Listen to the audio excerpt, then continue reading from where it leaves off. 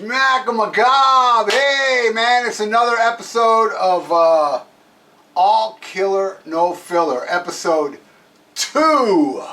Put up that first episode and man, many of you liked it. I was like, hey, I think I'm on to something here.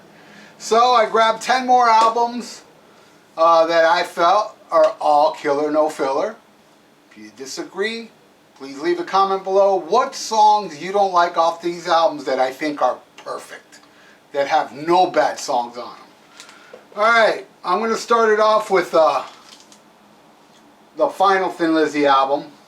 It's not my favorite album from Thin Lizzy, but it's a damn good album because it's all killer with no filler. Every song on here smokes. John Sykes, Scott Gorham. Scott Gorham rips on this album. Little overlooked because of John Sykes, but man, the solo he does on some of these songs, like on the title track, he rips, man. Title track rules. This is the one I wanted, I knew it, I feel it, I fucked up the lyrics. But it's a great, man, that song rules. It's kind of got a little structure of Waiting for an Alibi, I notice, but still, it's its own entity. The Sun Goes Down. That song, when I was a kid, when I first bought the album, I was like, this song's boring. But you gotta understand, I was stupid. Alright, and the next track, Holy War. Dun, dun, dun, dun.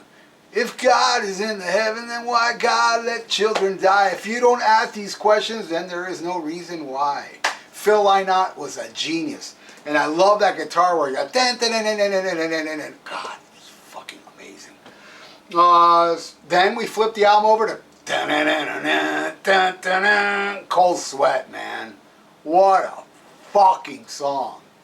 What a solo from Mr. Sykes. One of my favorite guitar players. John Sykes owns. Someday She's Gonna Hit You Back. That's a very deep track that I feel like is a dark horse. It's a really cool song on this album. Baby Please Don't Go. Not to be confused with whoever was the blues guy that wrote that AC/DC covered and Ted Nugent covered and too many people covered. No, this is an original. Lynott wrote it, right? And it's awesome, and I actually like it more. I never was a fan of Baby Please Don't Go, that song. It's like, I mean, I don't really hate it. It's like an okay tune. But, you know, whatever, man. It's been overplayed. This one hasn't. And I feel that's another dark horse on this album. Bad Habits. That song kind of lends itself to kind of like the hair metal genre a little bit, but better. And you got to remember, this is like 82, 83? Or 84. I know it was way back then. Anyway, Bad Habits rules. And ending it with Heart Attack, Heart Attack. I want that girl, but she don't want me back.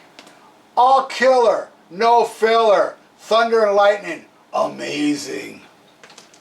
This next one, I would say is the greatest heavy metal album of the 80s. Hands down.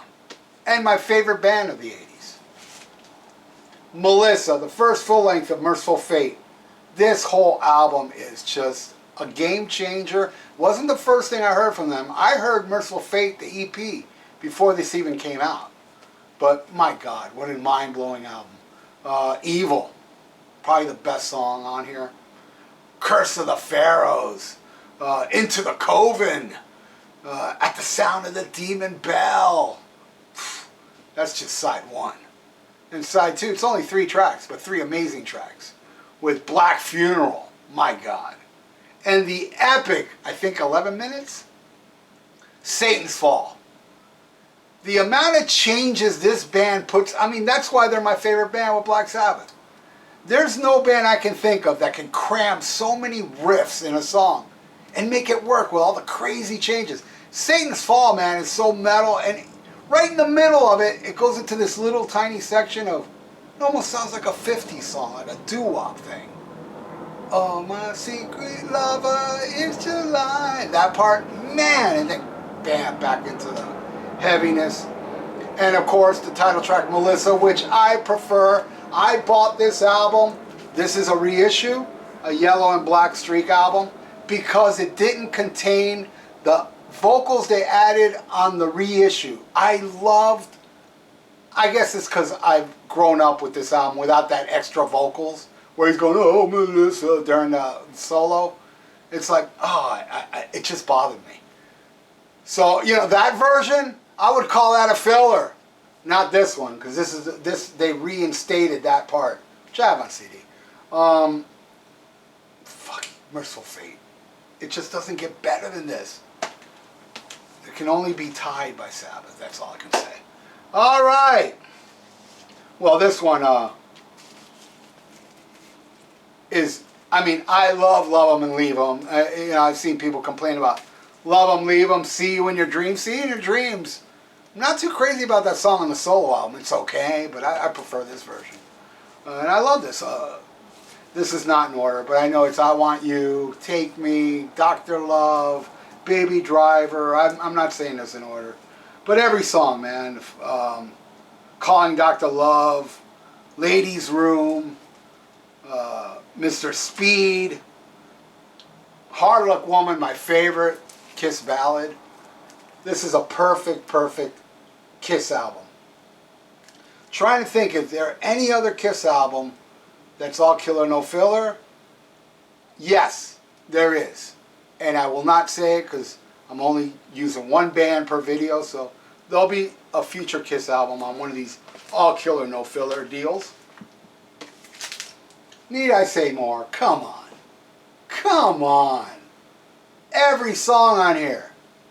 Little Dolls?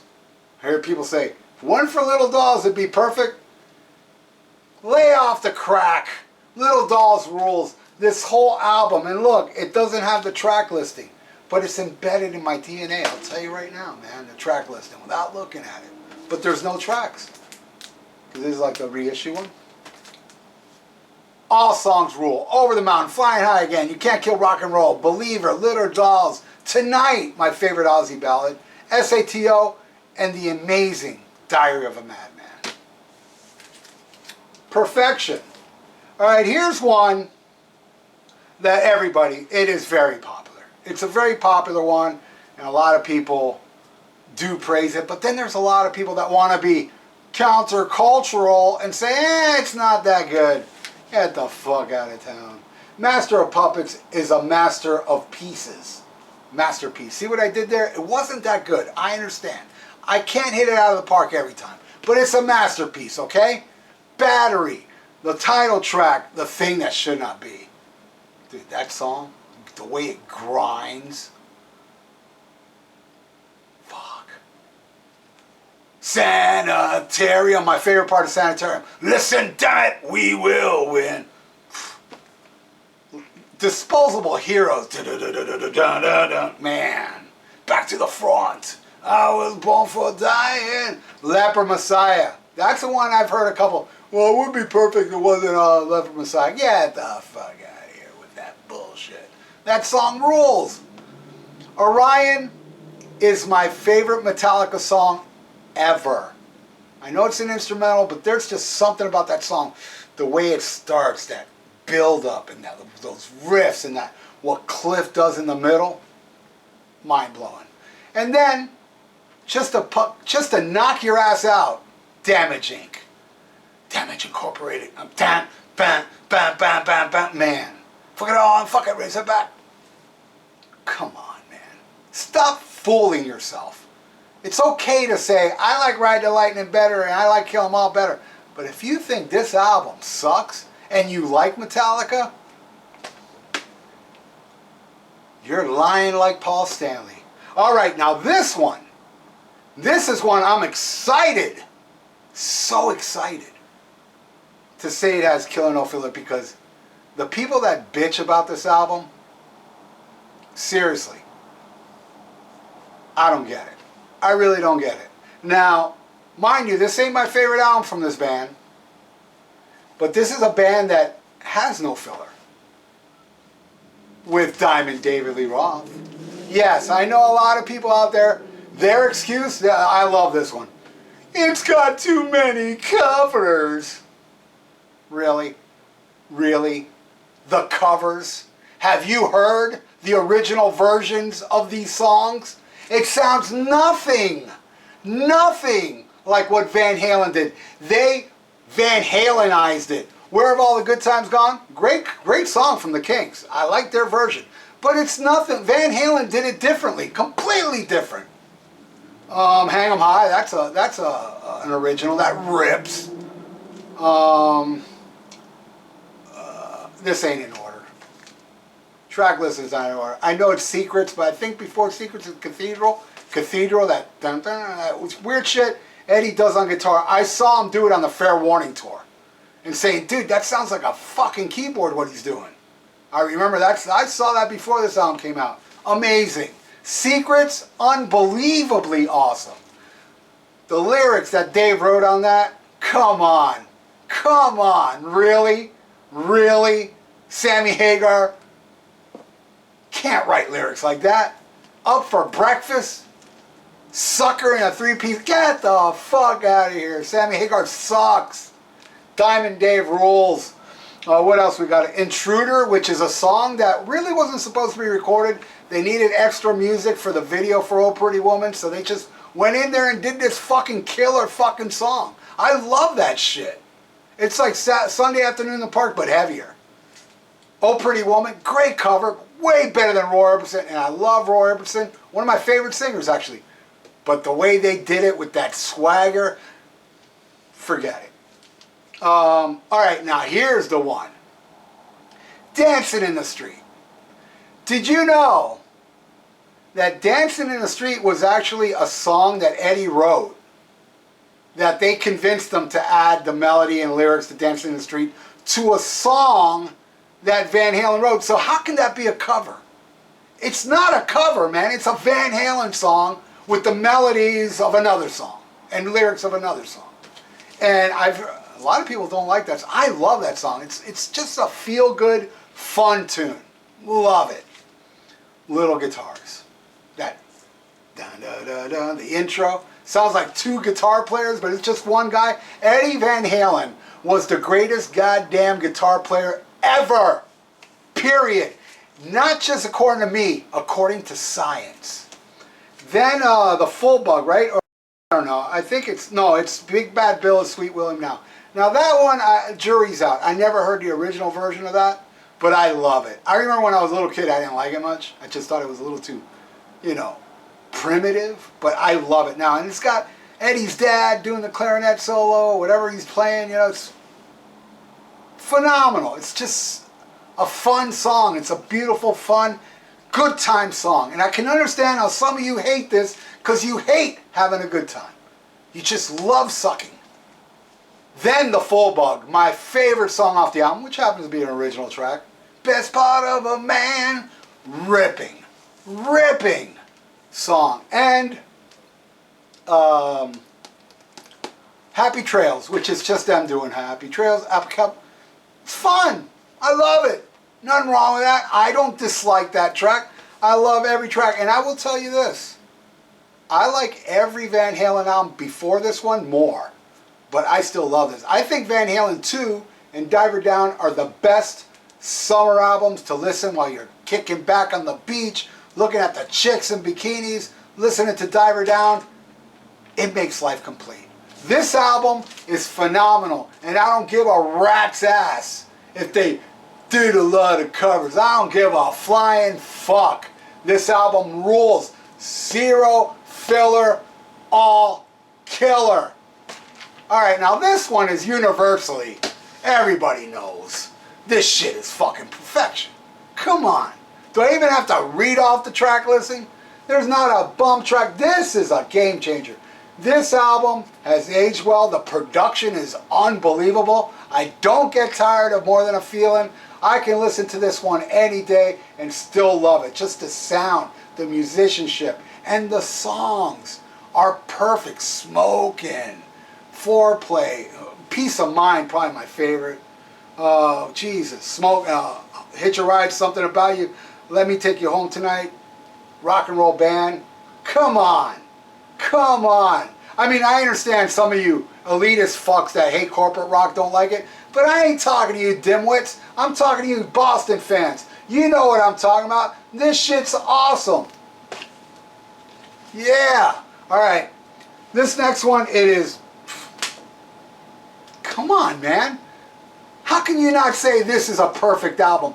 Even Walk Away. Now, I'll admit, Walk Away does stick out like a sore thumb. Kind of sounds like the Rainbow Era. But it's still a great song. It's still an awesome song. Now, add that to everything else. Wishing Well. I've heard people bitch about Wishing Well. I'm like, whoa, dude. Seriously? Were you beaten as a child to think that? Kicking it all off with Neon Nights, Children of the Sea, Lady Evil, the title track, the epic title track, Wishing Well, Die Young. My favorite off it is Die Young. Walk Away, and The Amazing. Probably my second favorite. Lonely Is the Word. The way Dio sings it, that solo that Tony does at the end. Perfection. Alright, now this one, I have the original album, but it's in the box set. I don't feel like pulling it out. Because I take all the box set albums out. Because I hate opening up box sets. And this ain't the only album. This ain't the only album that I would put as all killer, no filler. This is just the first of a few Rush albums. Now, in case you don't know, this is a Farewell to Kings, the box set version. Unbelievable. And I will say this, to like 4, 5, 6 years ago, I wasn't a big fan of Madrigal. I always thought that was, it's the one filler track on here. Boy, was I stupid. That song rules. But still, my least favorite, but still, I love it. It grew on me. But man, the title track, Xanadu. Xanadu, man.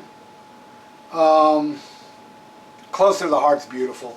Cinderella Man. Now, if I was to do any complaint, I think Cinderella Man should have opened side 1. I mean side 2. And then followed by Closer to the Heart. But what can you do? But still, both amazing songs. And then to end it off with Cygnus, X1. Wow! Perfection. Rush did a lot of perfect albums. And I'll be discussing them on later episodes. Alright, now the last one, because it's only 10 albums. And this one, unfortunately, I used to have the vinyl. I think I gave it away, like an idiot. But I have the CD still. And it's signed by the late, great Chris Oliva with a ballpoint pen, so it's hard to make out. But Hall of the Mountain King is perfection. I mean, you know, when somebody ever says to me, or somebody asks the question, what's a perfect album? This is probably the first one that always comes up in my mind, as well as some classic VH. This album is just...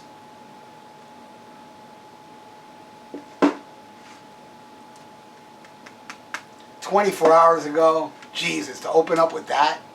And Beyond the Doors of the Dark Legion, Strange Wings featuring the late great Ray Gillen. The title track Prelude to Madness is so awesome. The Price You Pay, that's probably the deep, deep track on here. White Witch, song about cocaine. And Last Dawn, beautiful instrumental from the late great Chris Oliva. And Devastation. Y'all should have listened to what Christ had to say. This album, top to bottom, the perfect album. And it deserved to be in episode 1. But hey, I ain't perfect. Anyway, there you go. That's episode 2 of my all killer, no filler, 10 perfect albums, part 2. Alright everybody, thank you for watching. You like to donate, I got a PayPal below. And please subscribe to my channel if you haven't. And schmack 'em a gob.